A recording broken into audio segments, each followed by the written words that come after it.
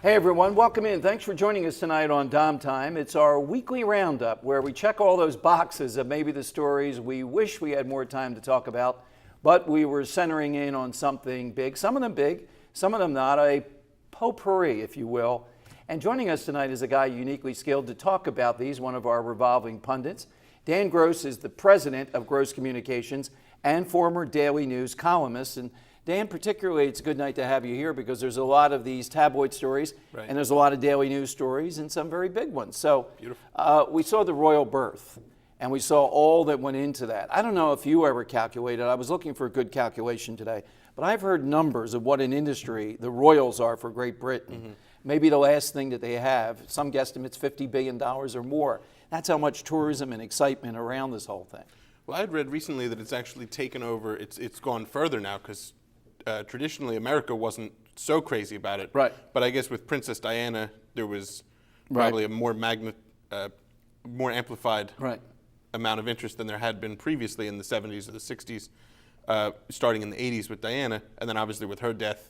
But yeah, there was certainly in the States a ton of hubbub over the wedding and even even the baby. But yeah, I can't even imagine in terms of the kind of attention it's getting in the UK. It's probably crazy. Although I did see some like man on the street kind of stories in London where people were saying, I don't think anyone wanted to come off and say that they didn't care or act disrespectful to the throne, but people were, the amount of interest that the media was portraying that it was garnering overseas, I don't know if the public on the street was actually backing that. I know people here. I mean, it's still all over the place here, and I can't quite figure out why. I think it's driven by women. I'll say it. It's women viewers that are mainly driving this. I remember when Mother Teresa died and Princess Di died, there wasn't too much. Mother Teresa is a figure for the ages, but Princess Di, particularly because of women.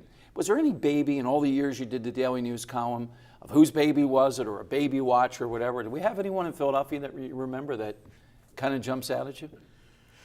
I don't remember any babies that were that coveted in my time covering things. People do get interested with athlete babies. You know, Chase Utley's baby or Donovan McNabb's child, and a lot of times the athletes are pretty protective over their families. They don't typically pimp out the baby photos the way that celebrities might. The other Daily News thing, we were talking before we came on air, I said it's the read of the week. One of your former colleagues, Stephanie Farr, who's one of the Daily News staffer, but this was a big piece. With all that's happened nationwide with Trayvon Martin, I read this one, and to me, this is the must read if you want to understand what goes on in Philadelphia. I would say any major city across the country rather than the nonsense of all the media coverage. But I'll start by saying this. How is it, you've been inside this, you've written for a paper, I only dabble in it, that we don't see the argument is enough coverage of all these killings every day? Who are these people? Sometimes it's a one-liner that's there in the paper versus Trayvon Martin. Yeah, there is a lot of times that people will say, why don't we hear more about these people? Because you're right. Very frequently a crime story will be a few inches and it'll say, and I hate to say it, but unfortunately, I think a lot of the reason why there isn't more coverage is because it's so commonplace. Because you know that every day there's going to be one or two homicide stories or at least shooting stories. I mean, is there any way to make this appealing? Look at the amount of coverage we've got with Trayvon Martin. Now, I blame some in the media. They like it because they have a false narrative about race. Here they're calling a guy a white Hispanic. And I wanted to ask you, did you ever identify in all your career in writing in the tabloid, Daily News, et cetera, a guy as a white Hispanic? I don't think I ever identified anyone like that, but I know when you fill out one of these forms and it asks your race, a lot of times it says white / or it'll say white non-Hispanic, or maybe it says white Hispanic. So I guess that is a conventional term. So we had to get the white guy thing in there. That's what gave it the heat. And I think there are big issues there with it. But to me, that was fraudulent. That was something that drove this. She drove it with a story of a kid I never would have heard of. And what I liked, there was one line in the Daily News, people can go back, take a look at it, Philly.com, and it was, "We cool." Two guys show up after a dispute. They're third parties. They're not even in the dispute. They just keep on asking that question. And when they don't get an answer they like, they're just two kids playing basketball. They just open fire on everybody around. I mean, just literally take out guns and open fire on everybody around. It's disgusting that that's the kind of thing that goes on in the city.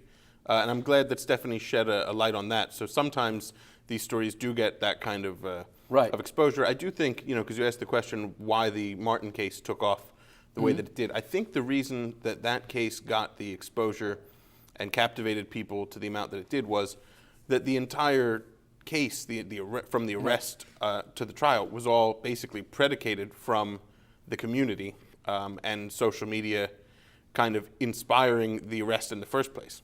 Because initially what Think that happened... was true, but not the president? I mean, president doesn't intervene in too many cases.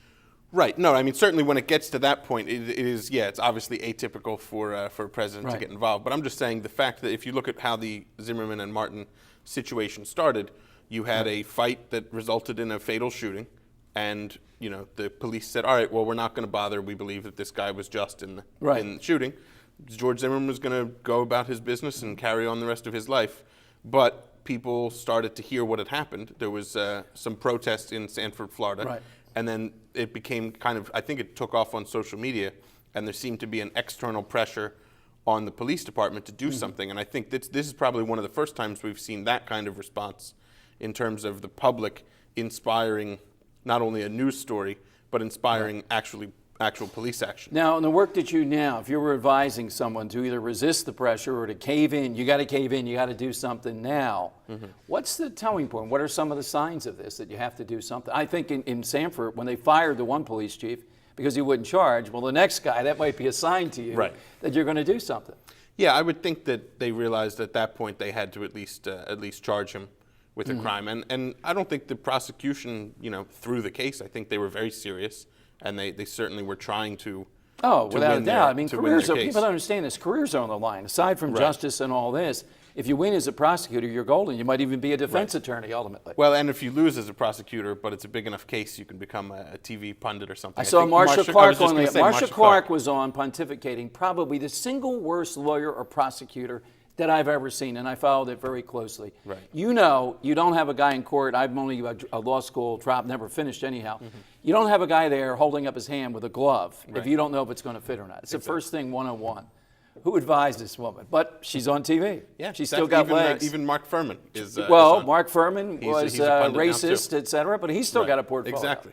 So it works. All right, Cato Kawan, do you know where he is, Dan? That's a good question. Last time I wrote about him, he was in a boxing ring, one of Damon Feldman's cockamamie matches. There you go. All right, Damon Feldman may see this and tell us where he is. Coming up, it's great to have Dan in studio. It's making national news. It's not something I want to talk about. Well, yes, we do. Is it a freedom of speech case if you get a lap dance and the city of Philadelphia wants to tax someone for that? We'll give you what a lap dance is coming up on the Dom Giordano program.